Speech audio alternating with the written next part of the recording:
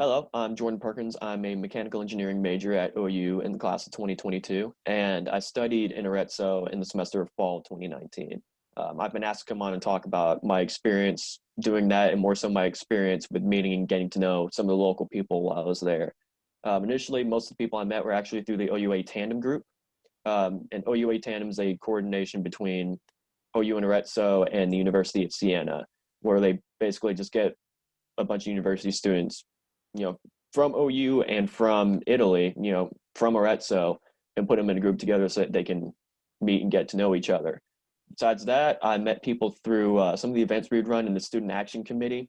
We throughout the semester would run events that were open to the public. So we had a movie night, we had a Halloween night, we had Take Back the night.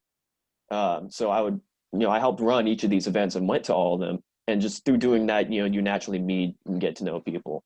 I also met some people just going to open community events that weren't through the university. So, in Arezzo, they have a joust twice a year. And each of the teams that participate in the joust, before the actual joust, they run a bunch of events as fundraisers. So basically, like parties or open barbecues or concerts, essentially just small concerts, and have a genuine Italian experience, as they say. I also met people outside of Arezzo. So on the weekends, some of us students would go on side trips.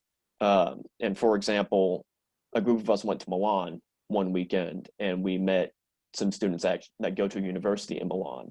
And some of them weren't from Italy. They were studying abroad there too, but they were from places like Mongolia or Kazakhstan and stuff like that. So you get to meet people from all around the world, just studying there in Italy. And some of these people actually keep in contact with to this day, even though I'm not there anymore. I'm back in Oklahoma. Uh, we follow each other on Instagram. A lot of them, I have their WhatsApp, and we talk to each other every once in a while. Some of them I talk to pretty much every day. And some people ask how you handle that with the time difference. But the time difference between Oklahoma and Italy, depending on daylight savings and all that, because they handle that differently there, it's 6 or 7 hours. So, if I wake up at 10 in the morning, that's 4 or 5 p.m. there.